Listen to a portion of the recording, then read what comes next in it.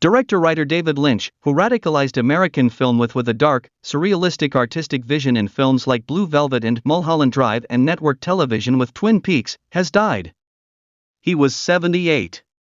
Lynch revealed in 2024 that he had been diagnosed with emphysema after a lifetime of smoking, and would likely not be able to leave his house to direct any longer. His family announced his death in a Facebook post, writing, "There's a big hole in the world now that he's no longer with us.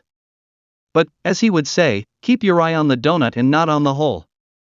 The Twin Peaks TV show and films such as Blue Velvet, Lost Highway and Mulholland Drive melded elements of horror, film noir, the whodunit and classical European surrealism.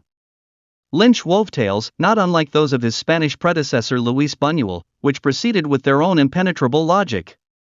2020. After years spent as a painter and a maker of short animated and live-action films, Lynch burst onto the scene with his 1977 feature debut Eraserhead, a horrific, black-humored work that became a disturbing fixture on the midnight movie circuit.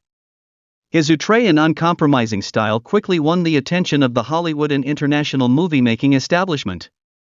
He was hired by Mel Brooks' production company to write and direct The Elephant Man, a deeply affecting drama about a horrifically deformed sideshow freak in Victorian England who became a national celebrity. The feature captured 8 Academy Award nominations, including Lynch's first for Best Director. He found less success with his 1984 adaptation of Frank Herbert's sprawling science fiction novel Dune. The production, made on a budget of $40 million during an arduous 3-year shoot, was a colossal box office flop. However, Lynch rebounded from the disaster with 2 films that defined his mature style: Blue Velvet, 1986, a frightening hell ride through the psychosexual underbelly of a small American town, and the sexed-up, violent road movie Wild at Heart, 1990, which was honored with the Cannes Film Festival's Palme d'Or. In 1990, he revolutionized American episodic TV with Twin Peaks, a series he created with writer Mark Frost. With action springing from the investigation of a high school girl's mysterious murder in a Washington lumber mill town, the weekly ABC show plumbed disquieting, theretofore taboo subject matter and made the inexplicable a fixture of modern narrative television. A major hit in its first season, Twin Peaks lost its momentum and ultimately its audience in year 2. However, it spawned a feature-length prequel, 1992's over-the-top Twin Peaks, Fire Walk with Me. 25 years later, the ongoing affection of a loyal cult of viewers sparked a limited-run 3rd season for Showtime that picked up where the 2nd season left off. Later in his career, in such features as Lost Highway, 1997, Mulholland Drive, which won him the Best Director award at Cannes in 2001, and Inland Empire, 2006, Lynch flexed a superheated style that pivoted on plots emphasizing doubled personalities, unexplained transformations, and shocking acts of violence. The quiet yet quirky The Straight Story, 1999, harkened back to the more reserved emotional pull of The Elephant Man. The director himself was consistently reticent about sorting the meaning of his work for his viewers. In the book-length collection of interviews Lynch on Lynch, 2005, he addressed the enigmatic core of his work with writer Chris Rodley. "Well," Lynch said, "imagine if you did find a book of riddles, and you could start unraveling them, but they were really complicated. Mysteries would become apparent and thrill you. We all find this book of riddles and it's just what's going on. And you can figure them out. The problem is, you figure them out inside yourself, and even if you told somebody, they wouldn't believe you or understand it in the same way you do." In addition to his honorary Oscar, Lynch's one-of-a-kind career was acknowledged by a special award, shared with his frequent star Laura Dern, at the 2007 Independent Spirit Awards and a Golden Lion at the 2006 Venice Film Festival. He was born January 20, 1946, in Missoula, Montana. His father was a research scientist for the Department of Agriculture, and his peripatetic family lived in the Plains States, the Pacific Northwest and the Southeast before settling in Alexandria, Virginia, where Lynch attended high school. An indifferent student, Lynch focused on painting. A 1-year stay at the School of the Museum of Fine Arts in Boston and an abortive trip to Europe with his friend Jack Fisk, later a noted Hollywood production designer, were succeeded by his enrollment at Philadelphia's Pennsylvania Academy of Fine Arts in 1965. Living in a forbidding Philly neighborhood with his first wife and infant daughter Jennifer, later a director herself, Lynch began to dabble in film, directing the animated shorts 6 Men Getting Sick, 6 Times, and The Alphabet, 1968. The Grandmother, 1970, a combination of animation and live action, was filmed with money obtained from a grant by the newly founded American Film Institute. In 1971, Lynch moved to Los Angeles to study filmmaking at the AFI's Conservatory for Advanced Film Studies, headquartered in the former Doheny Mansion in Beverly Hills. Beginning in 1972, Lynch began work on a feature at the AFI. Inspired by his bleak years as a print engraver and struggling artist in Philadelphia, a 21-page initial script began to take shape. Lynch would later say he had no memory of writing it. Over the course of the next 5 years, he made the film with several collaborators who would remain constants in his career, including sound designer Alan Splett, cinematographer Frederick Elms and actor Jack Nance. Shot laboriously, cheaply and on the fly for 5 years, Eraserhead was released by indie distributor Libra Films International in 1977. The disquieting black and white film followed the psychological descent of its maladroit hero Henry Spencer, Nance, after the birth of his monstrously malformed baby. Critics were decidedly alarmed by the picture when it premiered at LA's Filmex in 1977, but it took on a commercial life of its own when Libra opened the picture at midnight screenings in New York, San Francisco, and Los Angeles. Lynch would frequently appear at LA screenings, admonishing his mystified audiences, "Don't ask about the baby." One enthusiastic viewer at a midnight show at LA's New Art Theater was Stuart Kornfeld, a producer at Mel Brooks Films. He urged Brooks to employ Lynch, and, after viewing Eraserhead, Brooks offered the director a job. For his project, Lynch took on the story of John Merrick, whose sensational life story had already inspired Bernard Pomerantz's hit 1977 play. The film version of The Elephant Man was an entirely new enterprise, co-written by Lynch and starring a heavily made-up John Hurt as the sensitive Merrick, Anthony Hopkins as the London hospital surgeon who became his guardian, and Brooks' wife Anne Bancroft as a sympathetic West End stage star. The Elephant Man had a powerful emotional impact, and became a box office and critical hit. Lynch received Oscar nods as Best Director and for Best Adapted Screenplay, with the film also taking a nomination for Best Picture.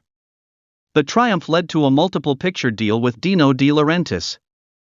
The sprawling space opera Dune, about galactic family dynasties warring over possession of a space travel spice mine on a desert planet, had already defeated projected adaptations by Alejandro Jodorowsky and Ridley Scott when Lynch took on the material.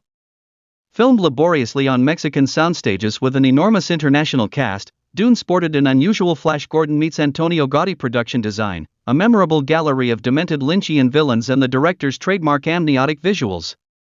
The picture satisfied no one. Both audiences attuned to the boisterous heroics of Star Wars and impatient critics rejected Lynch's contorted, confusing, and harshly digested reading of Herbert's novel, and the film tanked on arrival. Lynch later told Chris Rodley that at the conclusion of the ordeal, "I was almost dead. Almost dead." However, Lynch's second film for De Laurentiis defined the contours of his mature style. Blue Velvet starred Kyle MacLachlan, who had played the messianic hero of Dune, as a small-town boy who was plunged into a whirlpool of sexual violence, murder, and sadomasochism. Featuring a potent cast that included Isabella Rossellini, with whom Lynch became involved romantically, Laura Dern, Dean Stockwell and, most notably, Dennis Hopper as its deranged, out-of-control villain, Blue Velvet polarized critics, but it cemented Lynch's reputation as a fearless and daring film author. The film was the start of his collaboration with composer Angelo Badalamenti. 4 years later, the Lynch style was brought to the small screen with Twin Peaks. Starring MacLachlan as eccentric FBI agent Dale Cooper, the series used the investigation of the murder of homecoming Queen Laura Palmer as a springboard into a swirling narrative vortex involving sexual intrigue, drug addiction, prostitution, madness, and demonic possession. TV audiences tuned in to track the mystery and remained for the series' complexly interwoven characters and perverse, at times supernatural plot twists. The show's first season scored 14 Emmy nominations, including nods for Lynch for writing and directing the pilot, but declining ratings after the drawn-out revelation of Palmer's killer and Lynch's diminishing participation due to production of a new feature led to a cliffhanging wrap-up at the end of season 2. However, the Twin Peaks saga had legs. Actress Cheryl Lee was brought back from the dead to play Laura Palmer in Twin Peaks: Fire Walk With Me, which tracked the fateful last week of Palmer's life in lurid, screaming detail. And Showtime cable audiences were baffled anew by 2017's much-belated third season, which reunited MacLachlan and several members of the original cast. The truest legacy of Twin Peaks may have been its impact on the development of unusual long-form episodic series. Successors ranging from Wild Palms to True Detective all bore Lynch's distinctive stylistic fingerprints. Lynch's first feature after Twin Peaks, 1990's Wild at Heart, was an oddball exodus, based on a novel by Barry Gifford, in which an Elvis-fixated ex-con, Nicolas Cage, and his hot-to-trot girlfriend, Laura Dern, are pursued by the murderous minions of the girl's jealous mother, Dern's own mother Diane Ladd. Domestic reaction was mixed to the gory, sexually frank mix of Detour and The Wizard of Oz, but the conjury was wowed. Lynch's association with Gifford continued with Lost Highway, for which the two collaborated on an original screenplay. A doppelganger murder mystery that foreshadowed Mulholland Drive, the disquieting, brutally effective thriller starred Bill Pullman, Balthazar Getty, and Patricia Arquette as the players in a homicidal foursome.